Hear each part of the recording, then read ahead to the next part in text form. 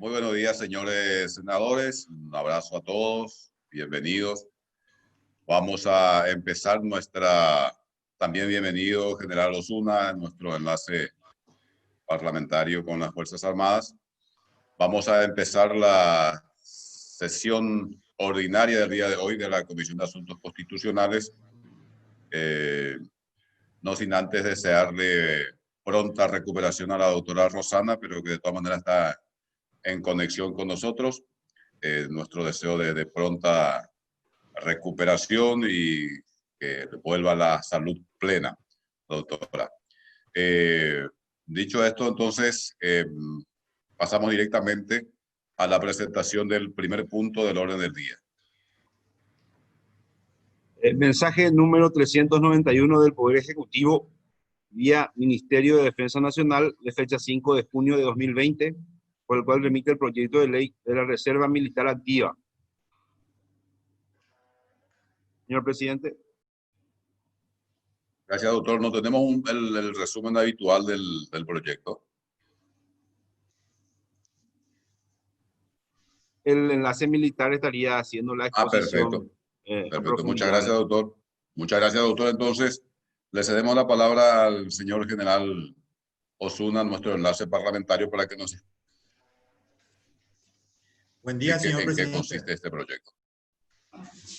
Gracias, señor presidente. Buen día para todos los señores senadores. El presente anteproyecto de ley de la Reserva Militar Activa es la primera que se va a realizar dentro de las Fuerzas Armadas de la Nación. Es una ley de interés para las Fuerzas Armadas y para toda la defensa nacional.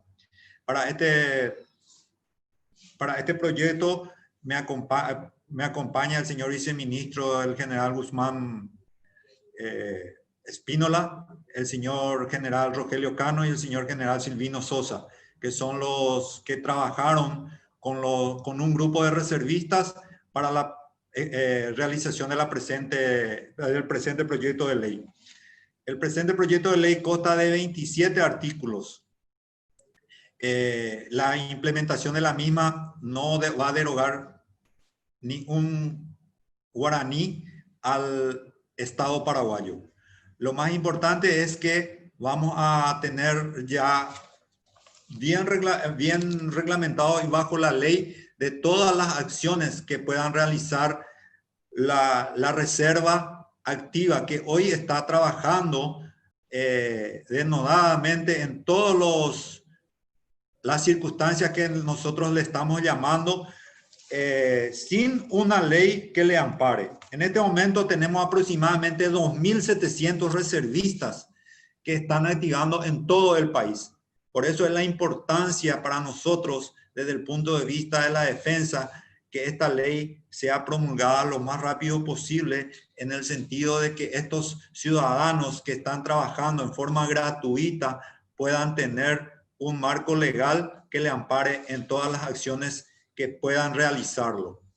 En ese contexto, quiero señalar que la presente ley nuevamente recalco que fue consensuado y trabajado con varios grupos de reservistas y es un proyecto del Ministerio de Defensa por intermedio del Poder Ejecutivo. Eso es todo, señor presidente. Y estoy a consulta de cualquiera de las leyes o artículos que puedan tener dudas. Muchas gracias, señor general. Entonces, ponemos a consideración de los señores senadores el presente proyecto de ley y, bueno, ofrecemos el uso de la palabra. Disculpe, señor presidente. Sí. Llegó una nota del Círculo de Reservistas del Ejército de la Armada y Fuerza Aérea y tienen una consulta sobre el proyecto. No sé si podría leer la consulta para que se le traslade al enlace militar. Adelante, doctor. Adelante con la nota. Solicitan se exceptúe la edad del personal de reserva militar activa, no siendo la edad una condición para su ascenso al grado inmediato superior.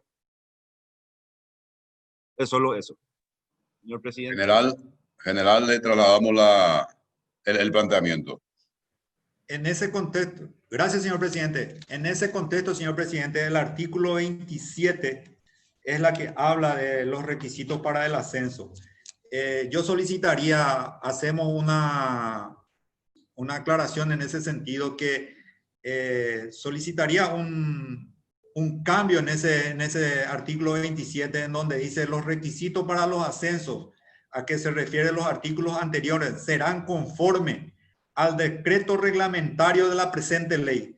Ese sería el texto, señor presidente, si nos permiten, porque es cierto, las leyes y reglamentos militares del Estatuto Personal Militar no van a poder concederle a varios de los subtenientes que ya pasaron la edad, porque la ley para los activos son muy bien establecidos hasta un año nada más.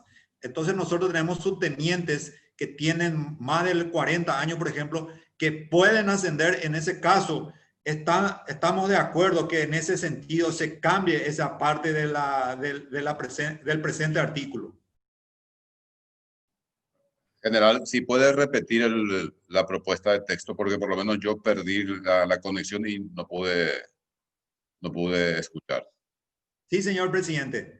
El artículo 27 del anteproyecto dice: los requisitos para los ascensos a que se refieren los artículos anteriores serán conformes a las leyes y reglamentos militares y del Estatuto del Personal Militar.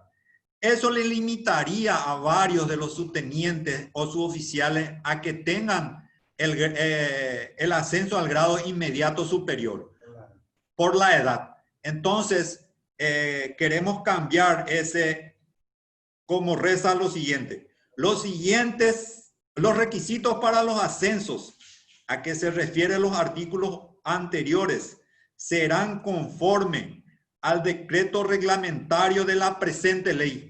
Entonces, en ese decreto reglamentario nosotros vamos a poner los requisitos, pero no va a tener la limitante de la edad, según la ley 1115. No sé si fui claro, señor presidente. Sí, señor, muy claro, muy claro. Gracias, general. No tengo ningún pedido de uso de palabra. Pongo a consideración entonces la aprobación con modificación conforme al texto que nos presentó recién el general. Pongo a consideración la aprobación con modificaciones del presente proyecto de ley. A levantar la mano o acrílico verde.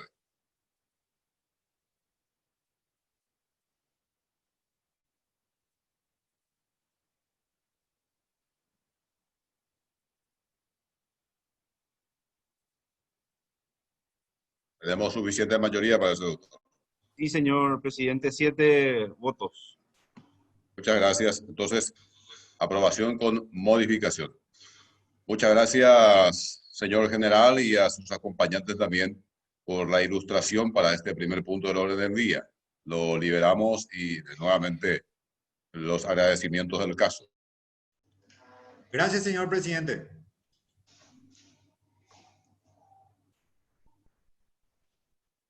Segundo punto del orden del día. Audiencia con el señor abogado Óscar Alcides Orue Ortiz, viceministro, Subsecretaría de Estado de Tributación del Ministerio de Hacienda. Fue invitado por la comisión con relación a los mensajes 361 del Poder Ejecutivo vía Ministerio de Hacienda de fecha 20 de enero de 2020, por el cual remite el proyecto de ley que promueve la implementación de estándares internacionales sobre transparencia fiscal.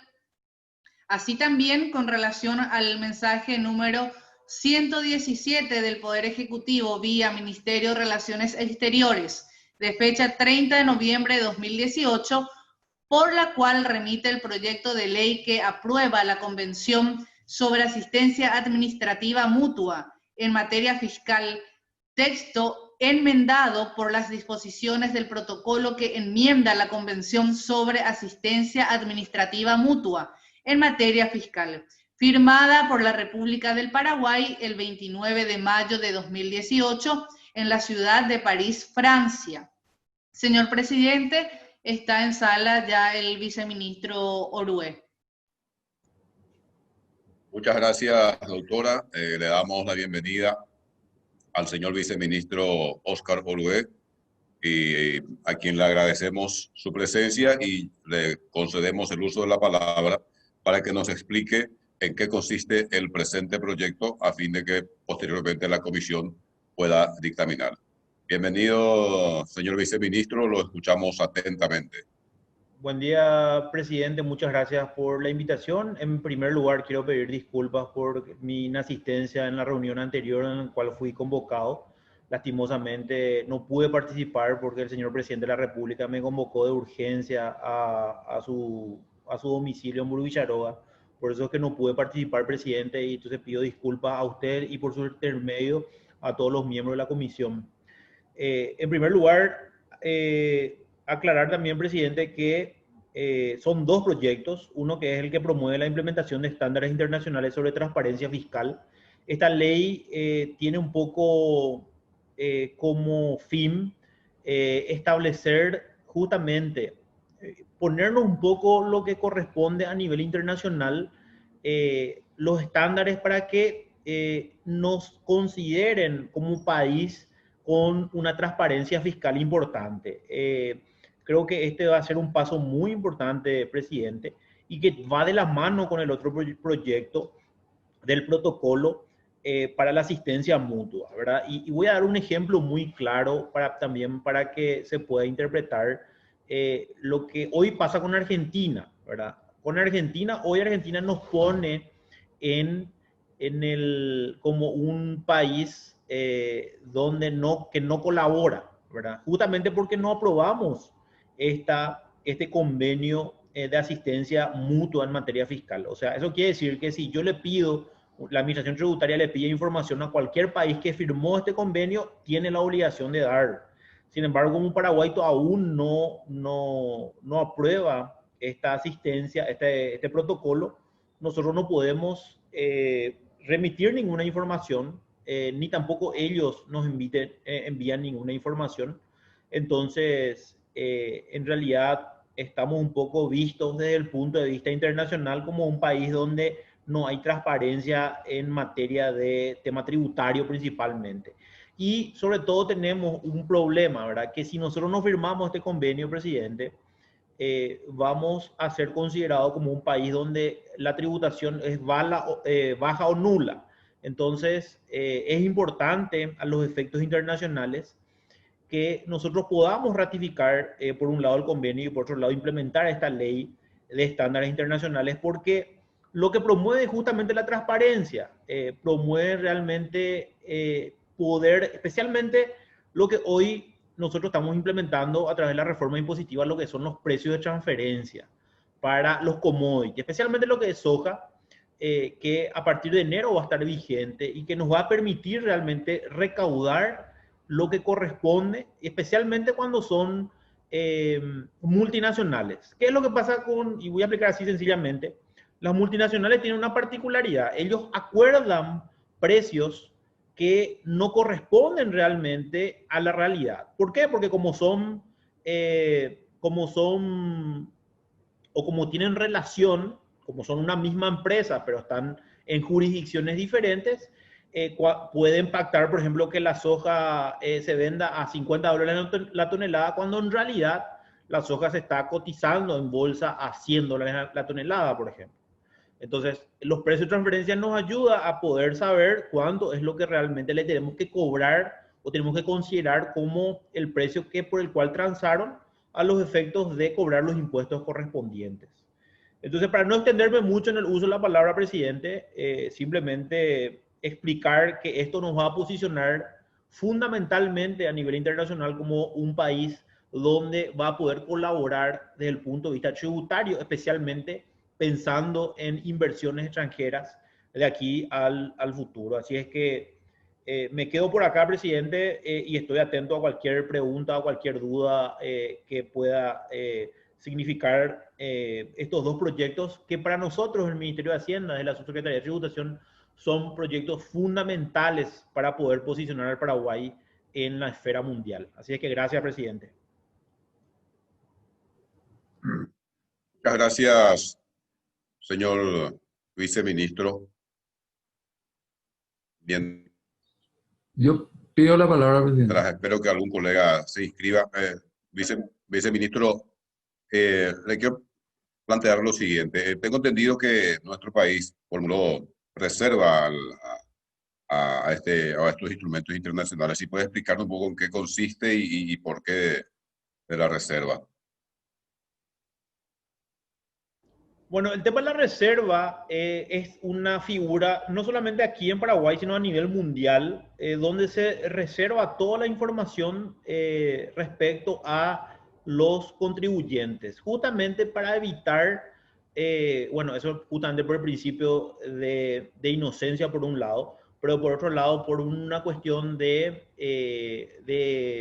catalogar a un posible contribuyente como evasor. Eso le puede generar problemas económicos desde el punto de vista de acuerdos o contratos que ya tienen vigentes. Entonces, eso un poco la OCDE, los organismos internacionales recomiendan que las empresas puedan trabajar, digo, con ese secreto a los efectos de evitar justamente establecerle catálogo o prejuzgar a empresas a nivel internacional. Entonces nosotros tenemos desde la ley 125, tenemos este secreto de actuación y que está bastante bien protegida, ¿verdad? Nosotros en este artículo, si bien derogamos ese artículo de la 125, se pone reglas más claras y rigurosas sobre cuestiones que hacen a ese secreto de las actuaciones. O sea, no es que a partir de ahora va a terminar el secreto de las actuaciones, sino que lo que va a hacer es se va a poner más claramente ya, después de más de 20, casi 30 años de esa implementación de la ley, lo que va a hacer es va a clarificar qué es lo que es secreto de las actuaciones. Porque hay casos, por ejemplo, y ustedes sabrán perfectamente, presidente, que cuando el Congreso solicita información, hay mucha información que lastimosamente no podemos dar porque están parados dentro de esa protección. Sin embargo, hoy con esta nueva ley que promueve los estándares internacionales, vamos a básicamente igualarnos a nivel mundial con países de primer mundo en cuanto a, justamente como su propio nombre lo dice la ley, establecer estándares iguales que otros países a los efectos de poder. Por un lado, seguir manteniendo el secreto de las actuaciones, pero por otro lado, flexibilizar ciertas informaciones a los efectos de que sea más transparente justamente y evitar delitos transnacionales, evitar delitos de lavado de activos que principalmente existe y que nosotros hoy estamos luchando y tratando de evitar y de eliminar, ¿verdad? También tiene que ver con cuestiones de movimiento de recursos de un país a otro que la administración tributaria también debería tener la potestad de poder controlar. Así que simplemente para hacer esa aclaración, presidente. Muchas gracias, señor viceministro. Tiene la palabra el señor senador Juan Ancho Ramírez. Gracias, presidente. Un saludo al señor viceministro. Dos cuestiones importantes. Primero, que tanto este como el otro proyecto, nosotros nos deparamos de que las grandes potencias todavía no suscribieron el proyecto, ¿verdad? Me parece que la explicación dada por el viceministro hace a un país abierto a informar o recibir información en donde el espíritu de colaboración con la justicia, sobre todo porque hay muchos delitos conexos e internacionales, vendan una imagen de un país comprometido ¿verdad? Con la lucha contra la corrupción, contra los flagelos, etcétera, etcétera. Pero curiosamente, mirando en la parte final del proyecto, vemos que muchos países, Estados Unidos, por ejemplo, no había firmado uno de los tratados, Francia tampoco, y a mí me da a entender eso de que la idea que tienen las potencias es de que nosotros podamos informar, pero que nosotros no podamos requerir información a ellos, ¿verdad? Esa es para mí, yo creo que si la intención de los que promueven este tipo de proyectos multilaterales debería ser de que las grandes potencias son los que primero suscriban entre sí y compartan con nosotros, ¿verdad? Esa es una cuestión que a mí después voy a pedirle a los compañeros quienes ya suscribieron el proyecto, como para saber en qué instancia estamos nosotros para suscribir. Y otro de los temas que me pareció interesante es la última parte, viceministro, con el tema de tipear de la ley 125, lo que hace al secreto de las informaciones. Cuando yo alerté esa cuestión, fue porque como parlamentario me vi imposibilitado de pedir informaciones a la Subsecretaría de Tributación porque esgrimían justamente el deber del secreto. Me refiero a una bicameral que se había formado en el Congreso Nacional y que nosotros estábamos investigando la mega evasión. Y tenemos ahora en esa comisión bicameral un dictamen firmado por el doctor Mendonca a pedido de la Subsecretaría de Tributación que el Congreso de la Nación no tenía la capacidad de requerir informaciones con relación a la mega evasión. Después de la explicación dada por usted y después de la aprobación de ambos proyectos de ley, entiendo yo se tipea esa, o deja de tener eficiencia ese artículo, y esta bicameral puede en todo caso retomar sus tareas y requerir esos informes, viceministro.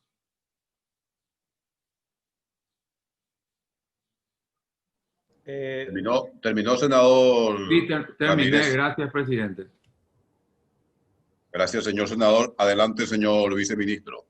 Gracias, presidente.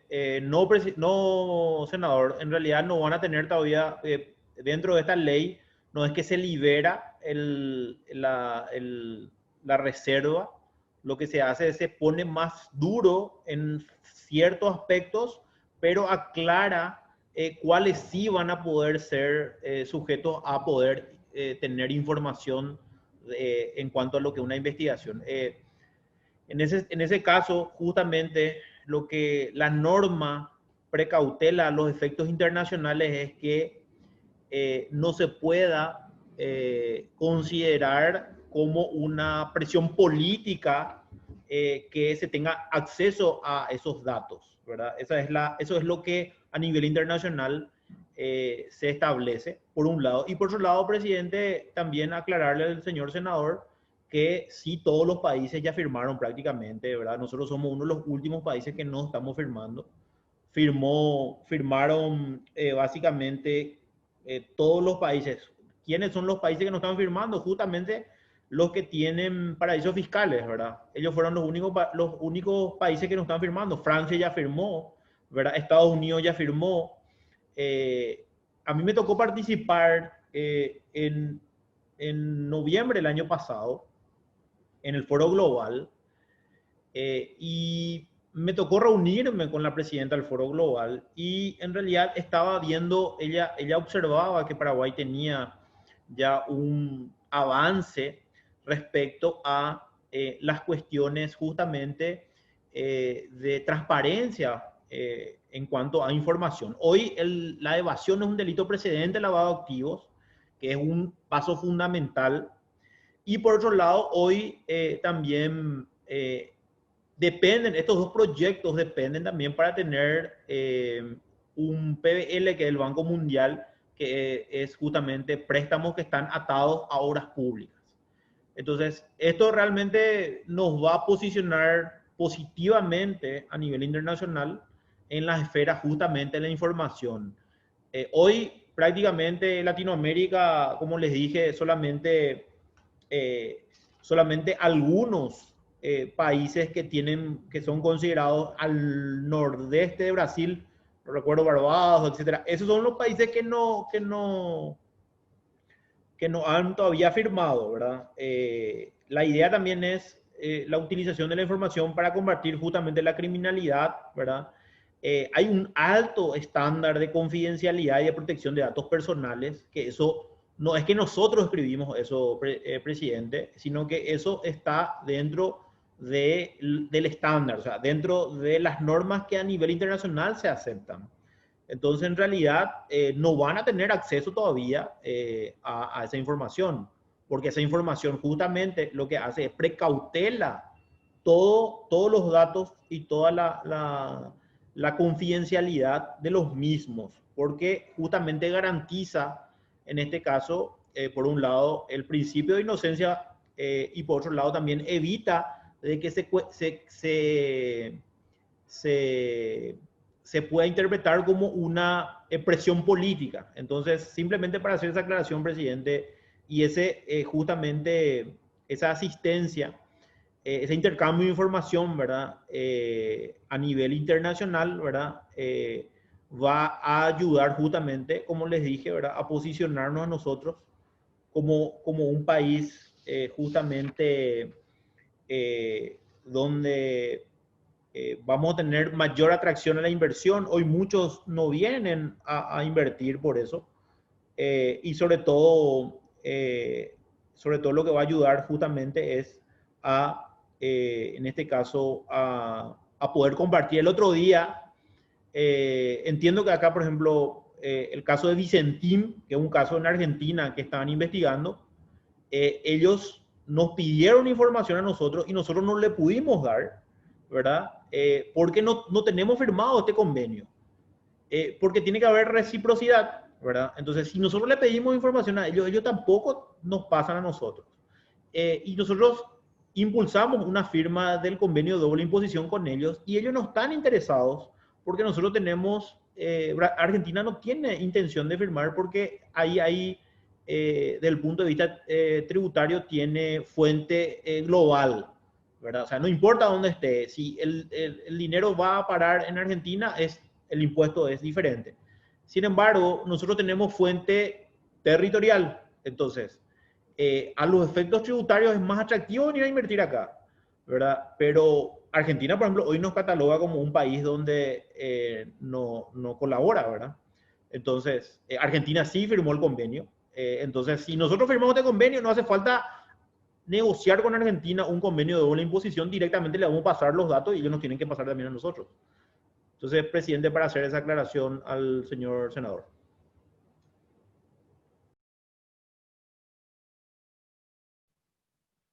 Muchas gracias, señor viceministro.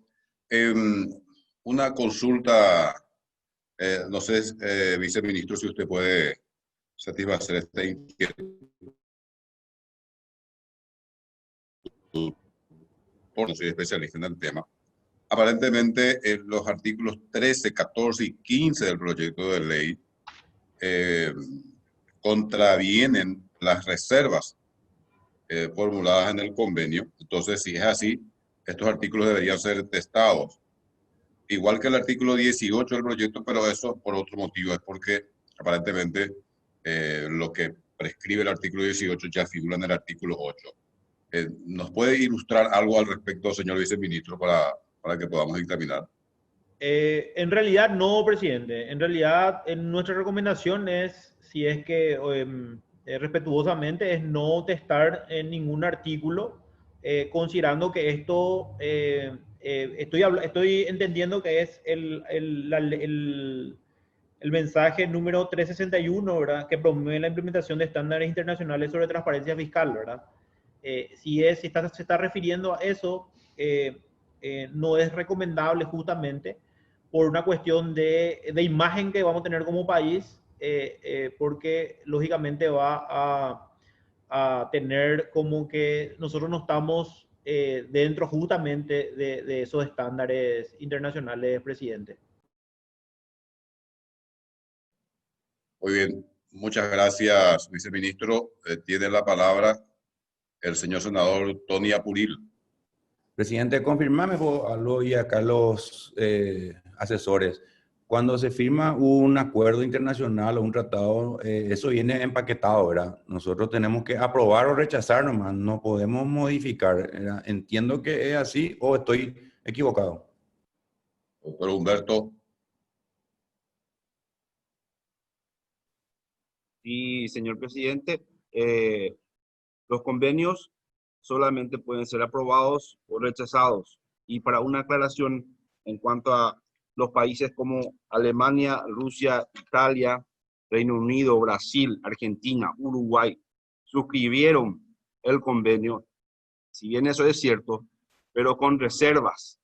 Yo creo que a eso es lo que se refería el senador Ramírez, y las reservas son efectivamente por auditorías fiscales entre gobiernos signatarios, intercambio de documentación de personas físicas y jurídicas, sean con nacionales o extranjeros en nuestro país, cobro de tributos y multas entre países signatarios en personas físicas y jurídicas, y esto no se va a regir o no está supeditado al control jurisdiccional del Poder Judicial ni la Cancillería, es directamente entre las instituciones encargadas de los tributos. Ahí que el Poder Ejecutivo está cediendo facultades a esta organización, y es importante analizar el artículo 145 del orden jurídico supranacional de nuestra Constitución. Una pregunta entonces, Humberto, ya que estamos en el tema, si me permite, presidente. Adelante, senador. ¿Cómo se establece la reserva? Entonces, el mecanismo de reserva debe contemplar y ver si esas reservas que se presentaron en esos países están estudiadas por nuestro Ministerio de Hacienda también, como para de repente recurrir, si es que fuera necesario, a ese mismo mecanismo y utilizar la misma reglamentación de las reservas a la cual se suscribieron otros países, ¿verdad? Ver si podemos hacer nosotros, ¿verdad? Eso es, presidente, es la pregunta. Muchas gracias. Sí, vamos a correr el traslado de la pregunta al señor viceministro, que en este caso representa al Poder Ejecutivo. Sí, presidente, es correcto lo mencionado por el senador Apuril. Nosotros hemos hecho reservas, especialmente sobre ciertas informaciones, para que no se accedan directamente y que eventualmente, especialmente, presidente, porque cuando hay reservas también de otros países, nosotros igualamos esas reservas a los efectos de no pasarle todo, pasarle cierta información, pero no todo, ¿verdad? Entonces, esas reservas están incluidas dentro de nuestro proyecto de ley, y si usted como son muchas reservas, si usted me permite, presidente, yo le quiero hacer llegar, al terminar esta reunión, todas las menciones en las reservas que hicimos respecto a todo el convenio. Si usted me permite, presidente. Sí, con mucho gusto, señor viceministro. A lo que le rogaría que ahora nos pueda decir, así como definición general, si en cuanto a reservas estamos al mismo nivel, digamos, que los demás países. O sea, si en ese sentido también hay tenemos una especie de estándar que respetamos y nivelamos con los demás países. Eso nomás como definición general por ahora, viceministro, y después nos facilita la documentación. Es correcto, presidente, ¿verdad? Porque no sería una reciprocidad con los países que firmaron, que consignaron también eso, si es que nosotros sí aceptamos todo y sin embargo no tenemos acceso a la información de otros países que sí ponen esas reservas. Nosotros también lo incluimos, y especialmente tiene sobre, por ejemplo, en este caso, si me permiten, voy a mencionar, ¿verdad? Por ejemplo, inspecciones fiscales simultáneas, ¿verdad? También tiene que ver con asistencia en el cobro y las medidas de conservación y servicio de documentos. Eso, por ejemplo, son reservas que muchos tienen, especialmente porque en algunos países se considera como que, en este caso, otorgar muchos, o sea, vulnera ciertas facultades territoriales o en este caso potestades del Estado. Entonces, en esas reservas nosotros hicimos la misma manera que los demás países que la mayoría firmaron o aceptaron.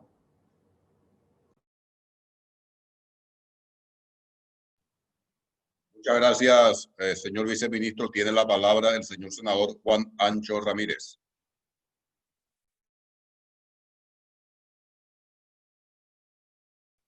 Senador Ramírez.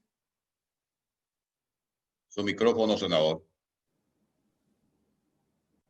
Presidente, ¿me escucha ahí? Ahí sí, señor senador. Bueno, lo que a mí me gustaría es si, como estoy tratando acá peleando con la máquina y no puedo leer el texto, todavía no he aprendido a bajar del SIL y me aparecen muchos documentos. Pedirle a Humberto o a Rosana que nos lean la parte pertinente al artículo que se va a prescindir, ¿verdad? ¿Cómo queda ese? Y si fue un agregado, en este caso, un agregado, entiendo yo, porque hace nuestro derecho positivo, un agregado de la subsecretaría. ¿Cómo queda el texto? Y hacer un paralelo de la realidad de lo que nosotros otorgamos como facilidad y a la realidad nuestra internamente que no podemos acceder, ¿verdad? Si podemos leer esa parte. Perfecto. Señor presidente. Sí. Adelante, doctora. Artículo 18. Derógase el artículo 190 de la ley número 125 del 91, que establece el nuevo régimen tributario, así como toda disposición contraria a la presente ley. El artículo 18 es el cual el mencionado proyecto de ley pretende derogar.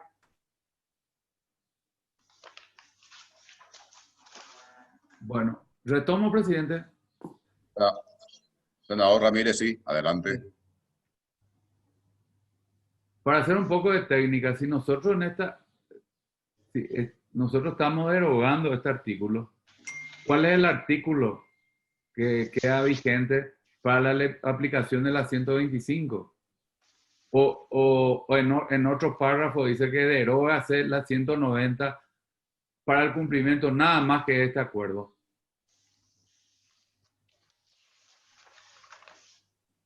Doctora. Sí, señor senador, señor presidente. No sé si le da la palabra al viceministro, pero también puedo decir que el artículo 8... Un ratito, doctora. Vamos a concederle la palabra al señor viceministro y después, en todo caso, recurrimos a usted. Señor viceministro. Gracias, señor presidente. En toda la extensión de ese proyecto de ley se habla sobre el secreto de las actuaciones y se aclara más detalladamente cómo está restringido, cómo está precautelada la información, ¿verdad? Hay que leer en extenso ese proyecto de ley para poder, dice claramente sobre ciertos puntos, ahí se aclara que está reservado. Es más, es mucho más claro el secreto de las actuaciones sobre lo que en general básicamente legisla esa ley, ¿verdad? Entonces, por eso es que se deroga ese artículo, porque ese artículo 190 es muy general. Ese artículo 190 habla en términos generales, entonces lo que hoy hacemos es con esta ley, con este estándar internacional, es ponemos más claramente el secreto de la actuación sobre ciertos puntos bastante bien claros, ¿verdad? Entonces, si me permite, ahí la doctora habló del artículo 8, por ejemplo, y demás artículos. O sea, deberíamos hacer, yo podría hacer un resumen también, presidente, si me permite, sobre los artículos que tienen que ver sobre cómo quedan en el secreto las actuaciones en general, ¿verdad?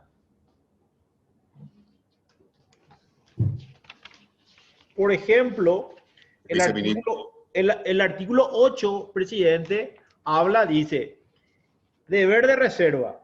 El personal de la Administración Tributaria estará obligado a guardar absoluta reserva sobre la información tributaria relevante suministrada por los sujetos obligados en el capítulo 2 de la presente ley. Ahí justamente está poniendo la doctora. Y ahí habla claramente, con independencia de la responsabilidad civil o penal que pudiera derivar del incumplimiento del deber de reserva, el personal infractor será pasible de una sanción de destitución por divulgación indebida o terceros de alguna información tributaria relevante. O sea, básicamente perfecciona ese artículo 190. Es más, el artículo el noveno al siguiente, vemos cuáles son las excepciones y habla clara y precisamente esas excepciones, presidente y miembros de la comisión, sobre qué es lo que podemos informar y qué no podemos informar. Entonces, ¿por qué derogamos el 190? Porque el octavo y el noveno aclara perfectamente ya, bueno, qué es lo que está bajo reserva y qué es lo que sí podemos dar información, presidente.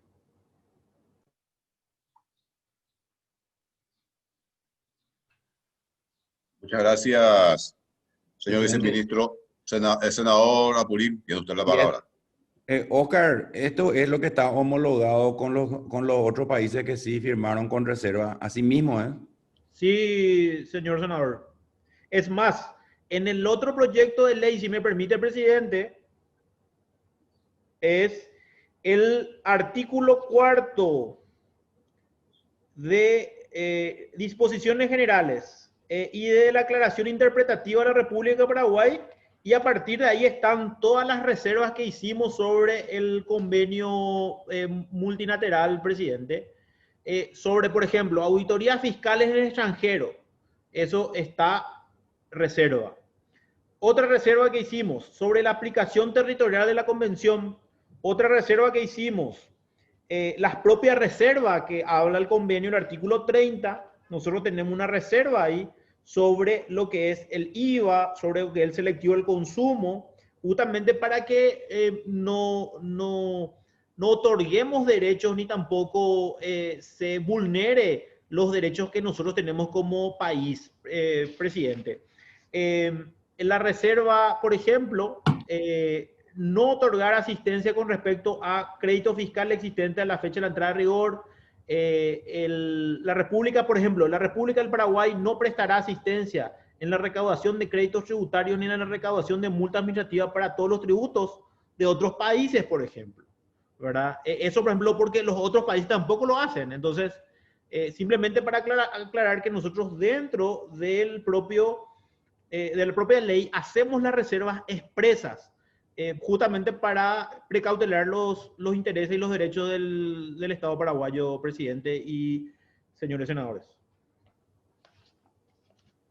Muchas gracias, señor viceministro. Le hago otra consulta.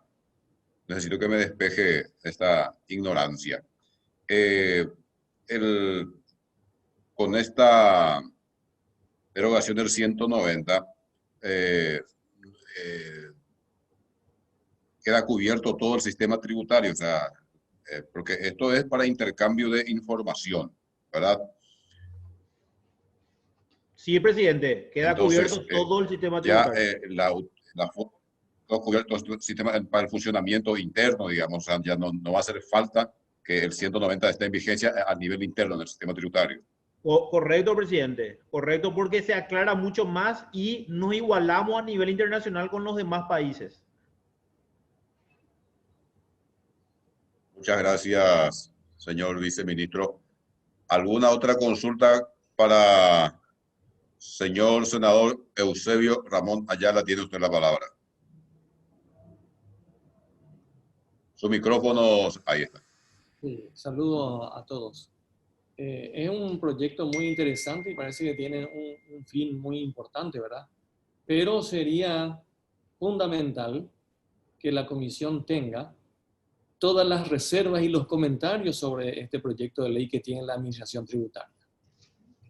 Creo que debería enviarnos porque, sumándome a lo expresado por el senador Ramírez, sabemos que el patrimonio documental de las personas, de acuerdo a la Constitución, en el artículo 36, está protegida y solamente se puede acceder por orden judicial para una investigación, y que la ley podrá establecer condiciones especiales para el examen de la contabilidad y los registros oficiales. Y dentro de esta cooperación, obviamente ya no se está tratando de que esos datos sean requeridos por la Administración Tributaria paraguaya, sino proveer información relevante a otras administraciones de otros países con datos que están protegidos por la Constitución. Entonces, quisiera saber cuál es la opinión de la Administración Tributaria con respecto a ese punto específicamente que yo considero que es el más importante. Muchas gracias, señor senador. Concedemos la palabra al señor viceministro.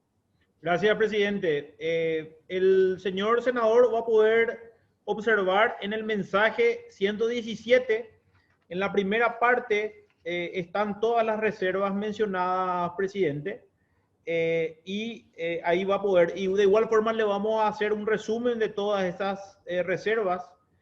A partir del artículo 4 se hace la declaración interpretativa de la República del Paraguay, y ahí se hacen todas las declaraciones que nosotros hacemos, justamente las reservas. Ahí se va a poder observar completamente, justamente. Y ahí es importante mencionar, la reserva octava menciona que dice, de conformidad con lo dispuesto en el artículo 30, párrafo 1E de la Convención, la República del Paraguay se reserva el derecho a no permitir la notificación de documentos por correo, como se establece en el artículo, por ejemplo, ¿verdad? Y ahí habla sobre esas documentaciones que está mencionando el señor senador que hizo la consulta. Creo, presidente, que nosotros estamos justamente, en este caso, precautelando los derechos y sobre todo el criterio de la Constitución Nacional, porque justamente eso se hizo un análisis bastante profundo para poder hacer. Nosotros hicimos, voy a mencionar correctamente, 9 reservas respecto, ahí lo pueden ver justamente, las 9 reservas, y hacemos una aclaración en el abajo mismo, donde dice quiénes fueron los países que tienen similar declaración, para tener en cuenta nosotros también, presidente.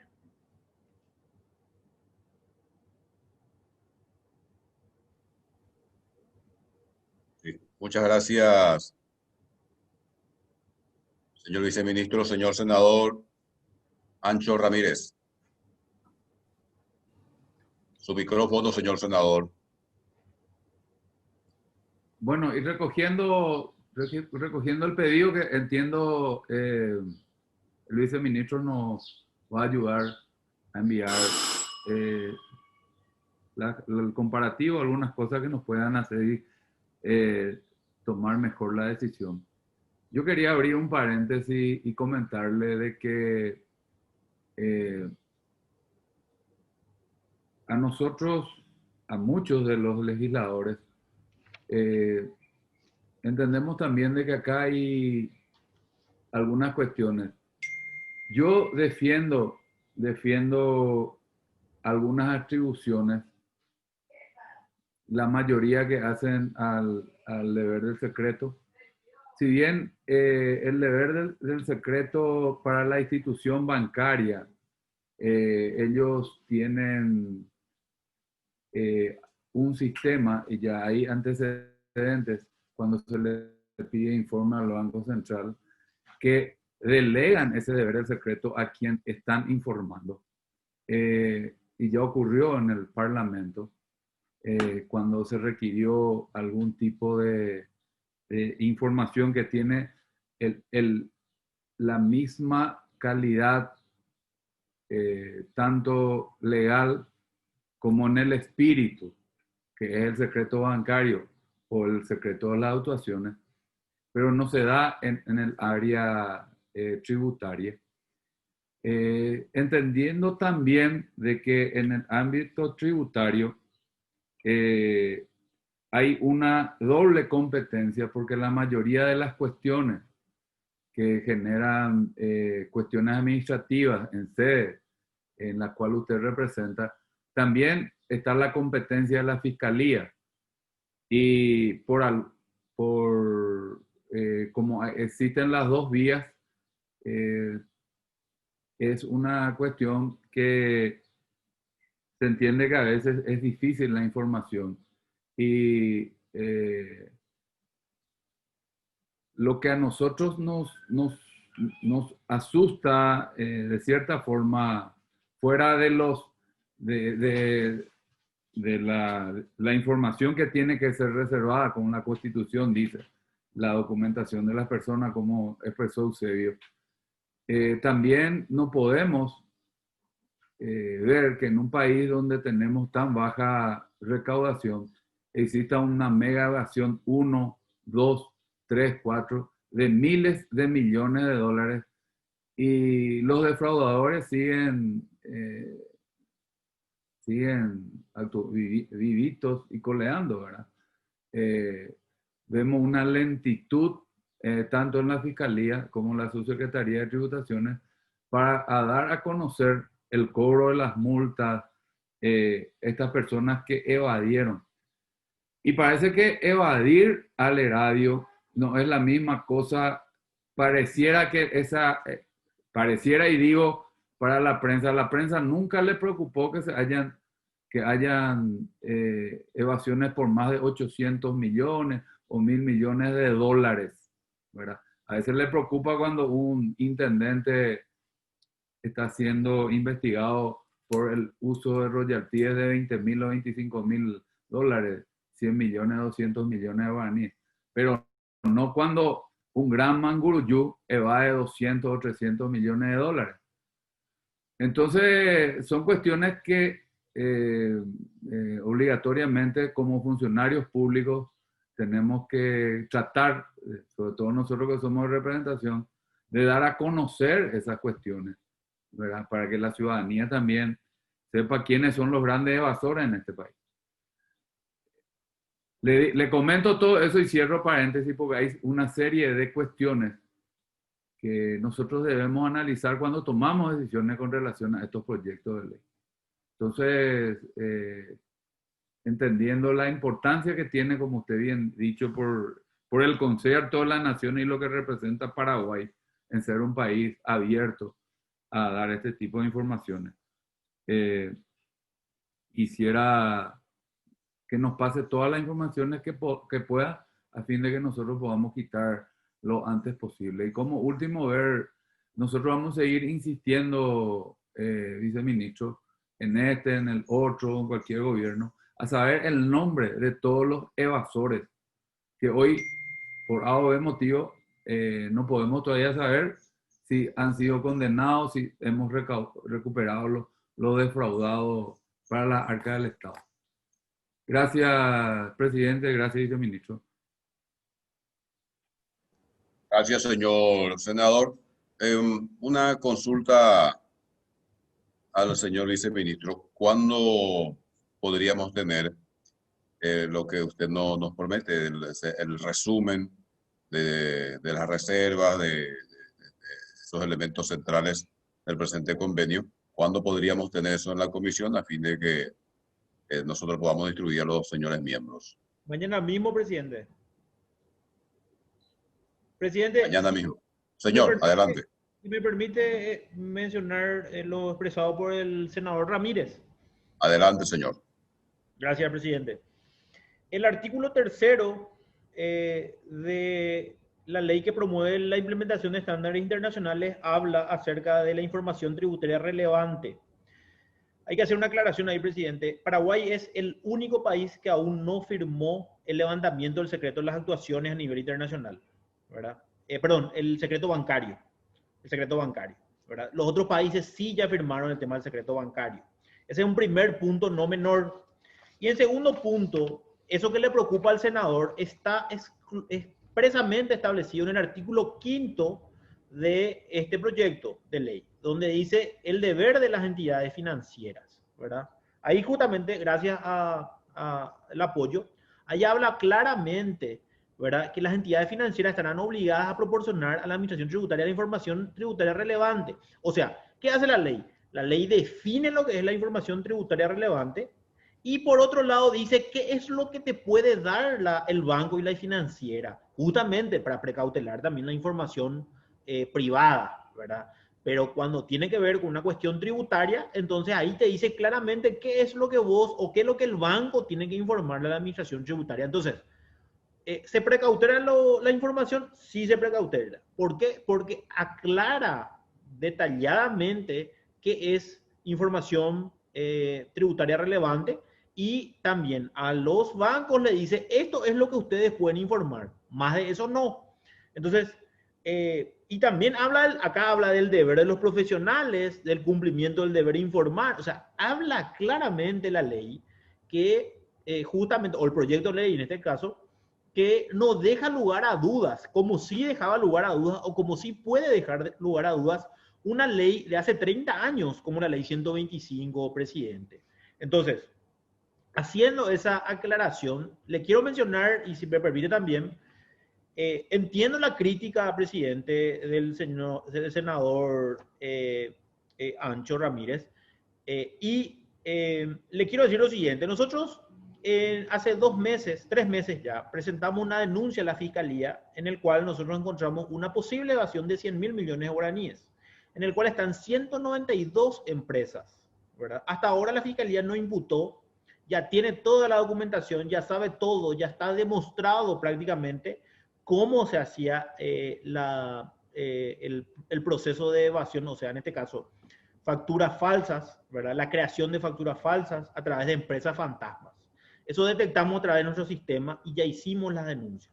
Pero, lógicamente, la persecución penal depende a instancia de la Fiscalía, ¿verdad? Por otro lado, también, y si me permiten discutir esto, podemos analizar más profundamente la pena o las sanciones que tienen que los evasores deberían tener, ¿verdad? Porque hoy justamente hay una dualidad, por un lado, porque en este caso la Fiscalía, por un lado, tiene lo que es el delito de evasión de impuestos, pero por otro lado, el libro 5 de la ley 125, que aún no fue modificada, establece 3 tipos de infracciones. Está desde el punto de vista, la omisión o la defraudación, no habla de evasión de impuestos propiamente. Entonces, la evasión de impuestos es análoga administrativamente a lo que es la defraudación. Entonces, ahí lo que tenemos que aclarar un poco más, tenemos que discutir eso probablemente en otra instancia, en otro proyecto de ley, o actualizar ese libro 5 de la ley 125 para que para que la pena sea mucho más gravosa, lógicamente, si eso lo deciden dentro de las atribuciones que el Congreso tiene dentro de la Constitución, entonces podemos también discutirlo. Pero lo que sí yo quiero mencionar, presidente, es que nosotros estamos con un fuerte trabajo que está haciendo la Administración Tributaria para luchar y destruir esos esquemas de evasión, ¿verdad? No solamente aquí, es primera vez en el Departamento Central descubrimos la Administración Tributaria anterior había descubierto en zona fronteriza, ¿verdad? Entonces, nosotros estamos trabajando fuertemente, es más, tenemos tecnología como para poder hacer. Esto nos va a ayudar significativamente en la mejora de la transparencia y sobre todo de nuestro trabajo que la ley nos otorga. Así es que simplemente para hacer esa aclaración, presidente, muchas gracias.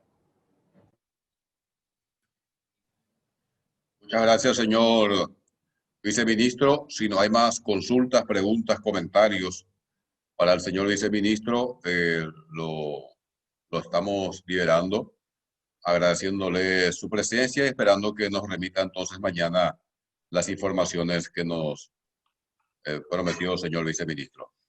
Así se hará, presidente. Muchas gracias por la invitación y Saludo también a todos los señores senadores miembros de esta comisión. Muchas gracias, presidente. A usted, muchas gracias, señor viceministro. Señor senador Eusebio Ramón Ayala. Sí, presidente. Me sumo a lo expresado por el senador Ramírez y obviamente no estamos en condiciones de dictaminar esto. Posterguemos hasta que recibamos toda la información y después de estudiar para tener una sesión para dictaminar. Muchas gracias, señor senador. Debo informar también que este punto, o sea, este tema no figura mañana en el orden del día como un elemento más para tomar la decisión. Entonces, a consideración la postergación del dictamen hasta tanto recibamos la información prometida por el señor viceministro.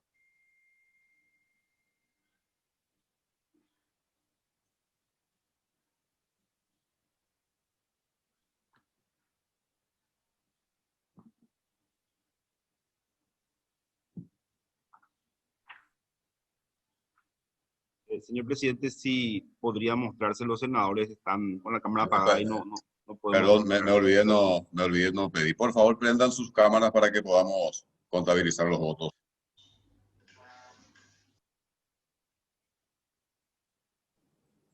Ancho, tu moción tenés que votar vos. Ah,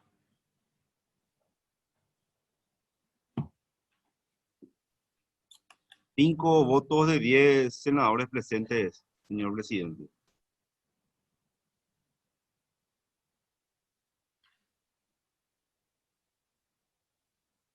Confirmados 5 votos. Sí, señor presidente, de 10 presentes. Bueno, volvamos a votar para que... Permiso, señor presidente. Sí. La contabilidad es 6. Ah, perdón. 6 de 11. 6 de 10, sí. 6 de 10. Bueno, entonces... 6 de 10. 6 de mayoría, 10. entonces postergamos el dictamen. Siguiente punto del orden del día.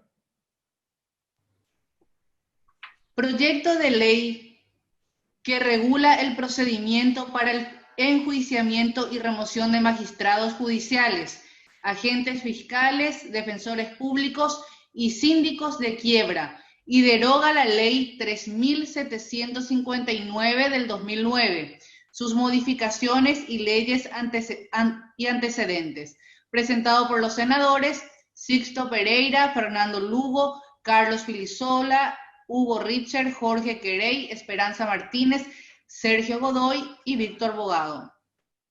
Señor presidente. Doctor Humberto.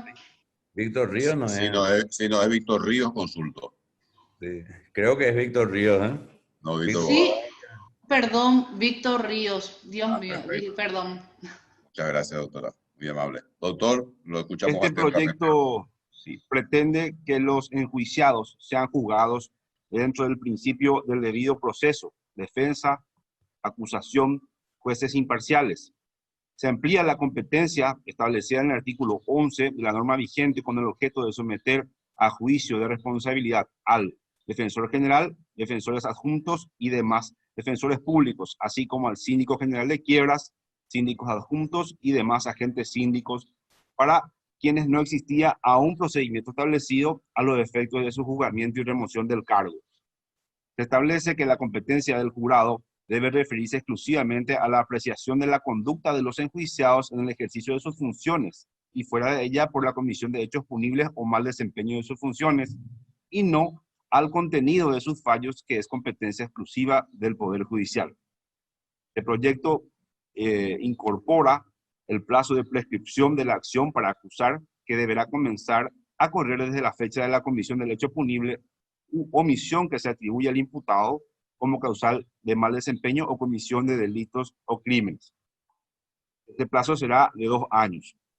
Se suprime la suspensión de oficio de los enjuiciados directamente por el jurado, que es una medida administrativa disciplinaria de competencia exclusiva de la Corte Suprema de Justicia. Asimismo, el enjuiciamiento de oficio también se suprime. El enjuiciamiento de oficio por parte del jurado de enjuiciamiento. La sentencia del jurado será irrecurrible e inapelable. Solo procede contra ella el recurso de aclaratoria y la acción de inconstitucionalidad. En las condiciones señaladas, la Ley 3759 de 2009, que regula el enjuiciamiento y remoción de magistrados judiciales, debe ser sustituida en adelante por otra que se denomine que regula el procedimiento para el enjuiciamiento y remoción de magistrados judiciales, agentes fiscales, defensores públicos y síndicos de quiebra.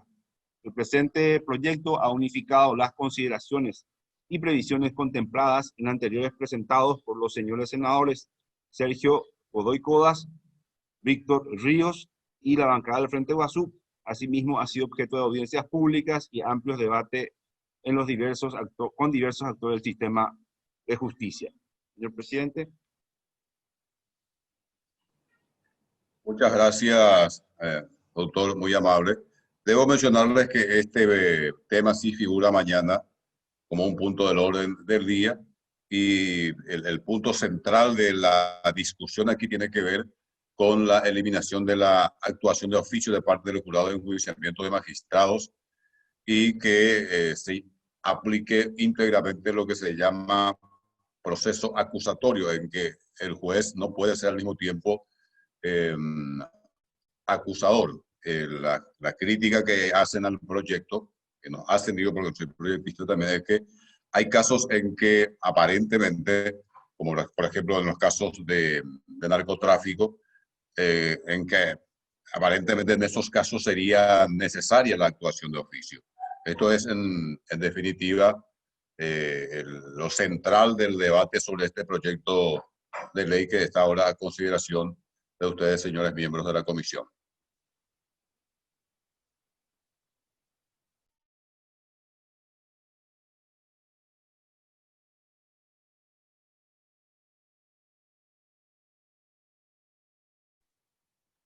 Pregunto si hay cuadro comparativo con lo que era antes y lo que es ahora, si se puede proyectar eso.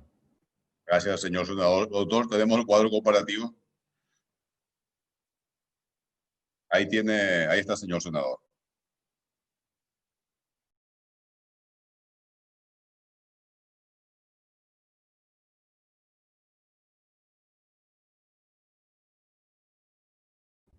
Humberto, ¿podés ir hablando de las diferencias? En los artículos que haya diferencia nomás.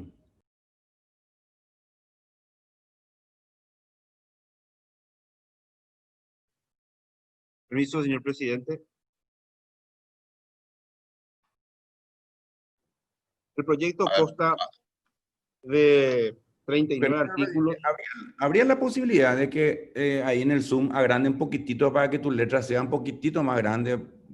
Exactamente, ahí está. Eso era. Ahí está. Gracias, Humberto. Gracias, presidente. Disculpe la intromisión. Consta de 39 artículos, empezando por el artículo primero. La primera modificación es que los presidentes electos del jurado no podrán ser reelectos por otro periodo o mandato. También el artículo 1 plantea que la elección se hará en el orden enunciado y por medio del voto público y por una mayoría simple de los miembros. En cuanto al artículo segundo, las atribuciones del presidente del jurado de enjuiciamiento de magistrados, hay modificaciones de forma. Excepto el inciso F, que la designación actualmente de los secretarios del jurado de enjuiciamiento de magistrados son nombrados directamente por el presidente del mismo, de la misma institución, y acá el presidente del jurado va a proponer propone al jurado el nombramiento de los secretarios del jurado de enjuiciamiento de magistrados. Eso es lo único en ese artículo. El artículo tercero habla de la integración y atribuciones y deberes del jurado. En el segundo párrafo plantea, sería una novedad, ¿verdad? Los miembros del jurado durarán 3 años en sus funciones, no pudiendo revocarse, prolongarse o acortarse esta designación en ningún caso, pudiendo ser reelectos por única vez, por otro periodo de igual duración, pero dejarán de ser miembros si durante sus funciones dejaren de pertenecer al órgano designante ante el jurado. El artículo cuarto, solo modificaciones de forma, lo que estoy viendo. El artículo quinto, también El artículo 6º también, artículo 7º. Se incluye el doble voto. Es en el segundo párrafo, en negrita, plantea que si al dictar sentencia hubiera igualdad de votos, el presidente tendrá doble voto, debiendo ser fundado para desempatar. Estamos en el artículo 8, que es igual a la ley vigente. El artículo 9, que es igual a la ley vigente. El artículo 10, aparentemente es también igual. Nada más que una cuestión de forma. La palabra 3 se puso el numeral 3. Y vamos a las competencias del jurado, capítulo 3º. Lo nuevo, voy a dar lectura íntegramente al artículo para que se comprenda mejor. Compete al jurado, de acuerdo con el procedimiento establecido en la presente ley, el enjuiciamiento de los miembros de los tribunales de apelación de cualquier fuero o jurisdicción de los demás jueces denominados en adelante indistintamente como magistrados judiciales o el magistrado, fiscales generales adjuntos, agentes fiscales, defensor general adjunto, defensores públicos, síndico general de quiebras, síndicos adjuntos de quiebras y todos los síndicos. El enjuiciamiento versará exclusivamente sobre las causales que guardan relación con la conducta del enjuiciado previstas en esta ley, quedando reservada la función jurisdiccional al Poder Judicial. La acción para acusar prescribe a los 2 años a partir del hecho u omisión atribuidos al enjuiciado. Acá vuelvo a repetir el artículo 3º, que es una modificación que vamos a hacer en el caso de ser aprobado el proyecto. Tendría que ser capítulo 4, causales de enjuiciamiento, suspensión del enjuiciado. Artículo 12, idem. Artículo 13, cuestiones de forma. Hasta el último párrafo del artículo 13, que plantea las causales de enjuiciamiento previstas en el artículo 255 de la Constitución Nacional vigente, las cuales son la comisión de delitos dentro y fuera de las funciones en el ejercicio del cargo, se hallan reguladas por los artículos 12, 13, 14, 15 de la presente ley. El artículo 14, cuando habla del mal desempeño, directamente hay modificaciones de forma. Tiene varios incisos que son de forma. En el inciso I se agrega ya la Defensoría General y la Sindicatura General de Quiebras. Y no hay otra modificación relevante en este artículo.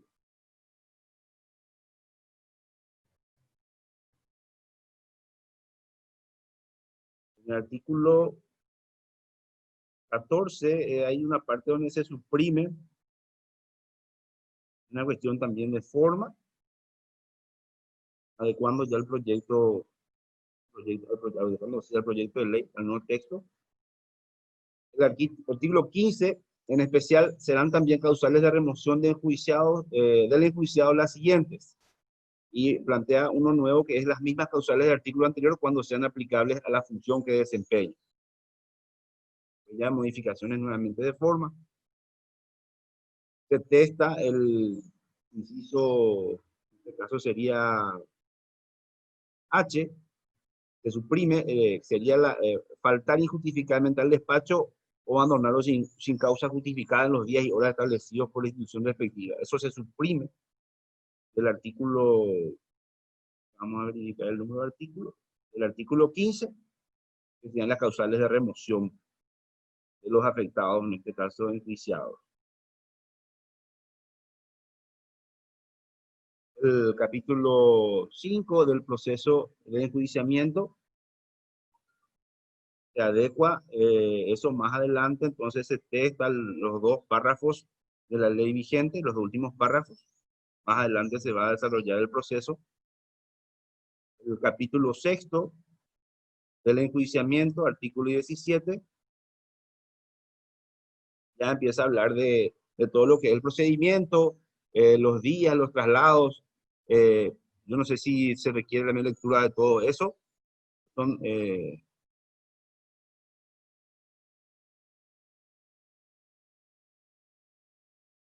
Podemos dar lectura del artículo 17, si les parece a los señores senadores. Decidido el enjuiciamiento y en caso de que no exista... sí, doctor, señor. puede pasar nomás, es un procedimiento que se adecua a los procesos normales en el ámbito judicial. El artículo 19 no tiene grandes modificaciones, o de forma, según lo que estoy viendo. El artículo 20 también. El artículo 21.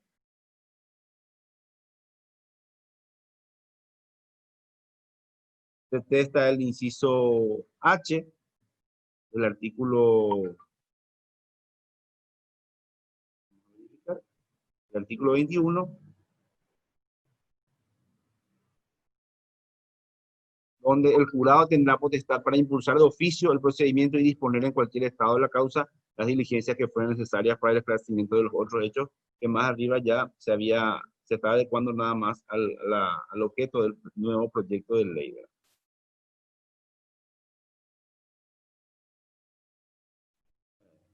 Las cuestiones de forma, artículo 22 es igual, bien. Artículo 23, modificaciones de forma. Artículo 24, el mismo sentido. Artículo 25 también, modificaciones de forma. 26, 27, 28.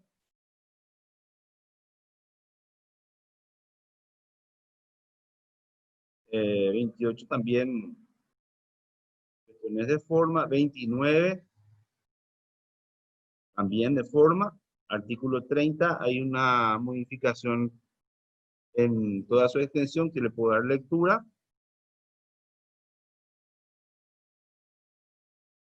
Artículo 30. En la audiencia oral y pública respectiva, el presidente considera sucesivamente la palabra a la parte actora y luego al enjuiciado para que formulen de manera oral sus alegaciones sobre el mérito de la prueba diligenciada. Intervinieren dos o más partes actoras, todas podrán hablar repartiendo sus tareas para evitar repeticiones. Al finalizar su alegato, el orador expresará sus conclusiones de modo concreto, debiendo fundamentar claramente los argumentos para la remoción del enjuiciado. Finalmente, el presidente preguntará al enjuiciado si tiene algo más que manifestar, tras cuyo auto inmediatamente declarará cerrado el debate y llamará autos para sentencia. Pasamos al capítulo 8, sentencia definitiva del jurado. Un nuevo desarrollo conforme al objeto del proyecto. Se le puede dar lectura también. Artículo 31. Culminada la presentación de los alegatos, quedará cerrada toda discusión y no podrán presentarse más escritos ni producir más pruebas. La sentencia del jurado solo podrá consistir en la remoción o absolución del enjuiciado. La sentencia definitiva será dictada inmediatamente después de la audiencia oral y pública de presentación de alegatos. La sentencia completa será leída dentro de los 15 días de culminado el acto. La sentencia se adoptará por mayoría luego de la valoración de todas las pruebas y los miembros deberán fundar separadamente sus votos y lo podrán hacer también en forma conjunta, estén de acuerdo, así también de la misma forma se harán constar las disidencias. En caso de remoción, ella deberá ser comunicada a las cámaras del Congreso, a la Corte Suprema de Justicia, al Consejo de la Magistratura y en su caso al Ministerio Público, la Defensa Pública, la Sindicatura de Quiebras y la Defensoría General. El juicio deberá concluir dentro de los 180 días hábiles, contados desde su iniciación, bajo apercibimiento de que, si en el plazo el jurado no haya dictado sentencia definitiva, el enjuiciado quedará absuelto de pleno derecho, siendo esta omisión causal de mal desempeño de los miembros del jurado. Pasamos al artículo 32. El 32 es de forma, o sea, de forma el contenido de la sentencia. Estándar de la sentencia, así que no hace falta. Capítulo 9 de los recursos contra la sentencia definitiva del jurado. Artículo 33. Y habla ya de los recursos. En cuanto a las sentencias, lo que vamos a pasar nomás eso es un formato, ¿verdad? Se aplica para las cuestiones también. La defensa. Capítulo 10 de las responsabilidades de los litigantes. Artículo 34 es igual. Capítulo 11 de la publicación de la sentencia, igual a la ley vigente. Artículo 36, capítulo 12, igual a la ley vigente. Artículo 37 es igual también. Artículo 38, donde habla ya de la inclusión, además de magistrados, también, no, en este caso, deroga la ley vigente para que entre a regir el proyecto de ley en el caso de que sea aprobado por el Congreso. Y artículo 39 de forma. Terminó, señor presidente. Muchas gracias, doctor. Señores miembros, como habrán podido notar que el cambio más importante radica en repito, en la eliminación de la posibilidad de actuación de oficio del jurado de enjuiciamiento de magistrados y para de esa manera adecuar el proceso a lo que denominamos proceso acusatorio.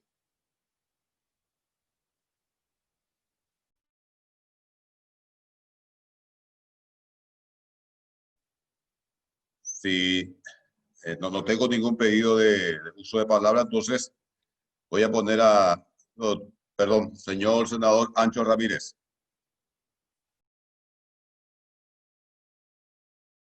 Su micrófono, señor senador. Gracias, presidente. Yo veo que esta es una iniciativa de varios senadores y por respeto a ellos me gustaría, de cierta forma, escuchar a algunos de los proyectistas cuál es qué motivó, cuáles son los cambios fundamentales. Y también, de alguna forma, escuchar la participación de nuestros representantes en el jurado. Con relación a la modificación sustancial, ya refería por usted, presidente, me parece adecuado, ¿verdad? Ya que hoy una tapa de diario hace de que automáticamente el jurado pida los antecedentes e inclusive acelere un proceso y le desnaturalice a los procesos judiciales. Me parece acertado. Yo quisiera plantear algunas cosas. En el artículo primero habla de la imposibilidad de la reelección.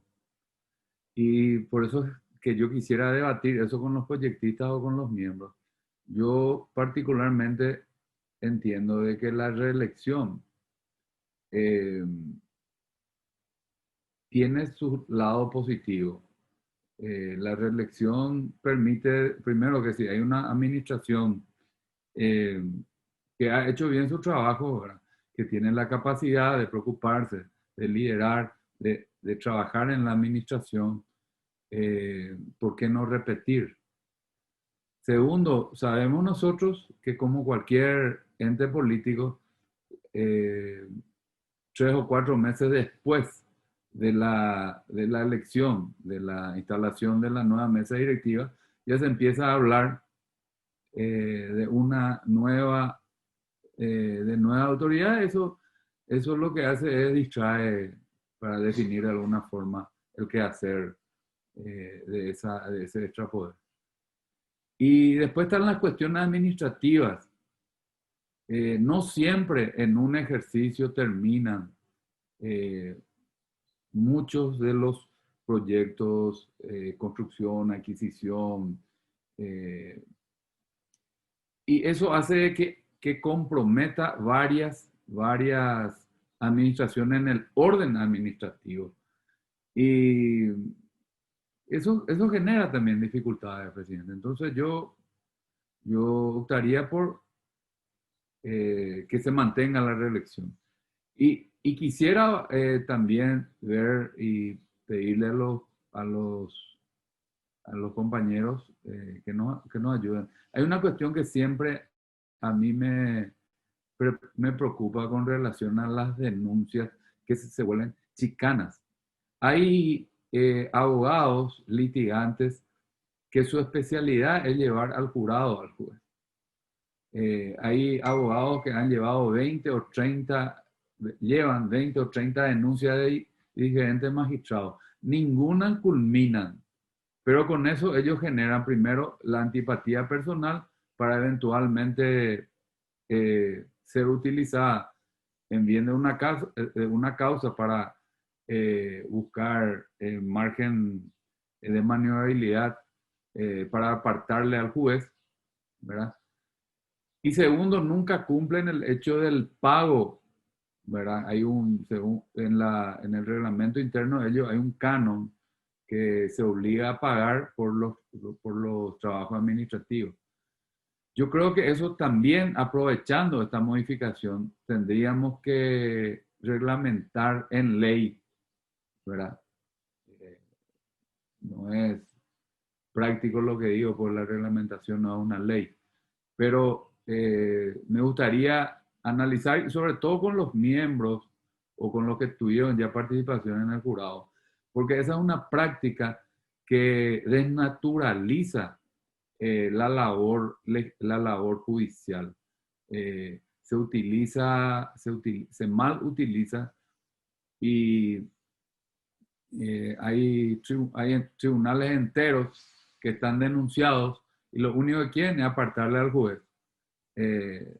Hay expedientes en tribunales que pasan a otras ciudades por la cantidad de inhibiciones que hay debido a ese tipo de denuncias falsas que lo que buscan es la chicanería. Entonces yo esas cuestiones pongo de manifiesto sin ser puntual en la segunda, sí, puntual en la primera que planteo que siga la reelección, presidente. Gracias, senador. ¿Usted plantea postergación o porque esto figura mañana en el orden del día de la sesión?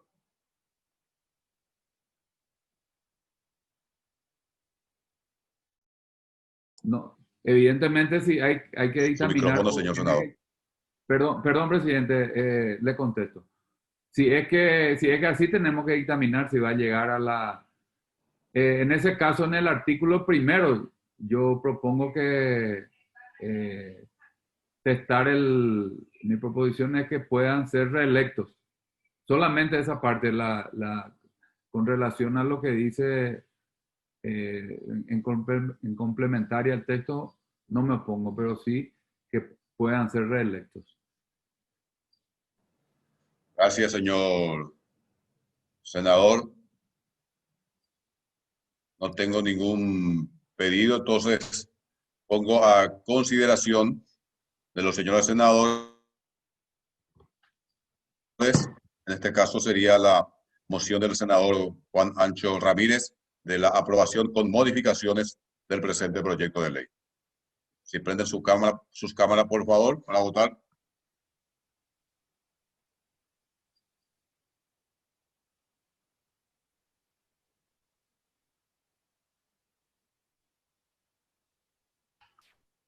Uno, dos, tres.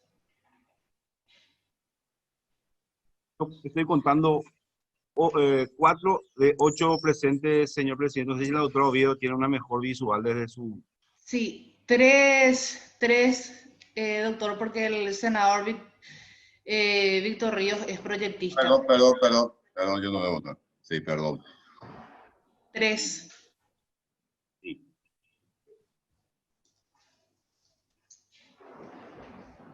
Pero el proyectista no hace al quórum tampoco, ¿verdad? ¿O no? Permiso, señor presidente. Sí, adelante, doctora. Los proyectistas son a la hora de votar, señor senador, a la hora de votar, pero sí hacen quórum. A la hora de votar es donde no se computa el nombre del proyectista. 4 entonces. 4. Esta es la misma de legislación, ¿verdad, Víctor? Consensuada con legislación. No, es el consensuado con el senador Godoy y la bancada del Frente de Guasú. ¿Cuántos votos, doctora? Sí, señor presidente, 4 votos.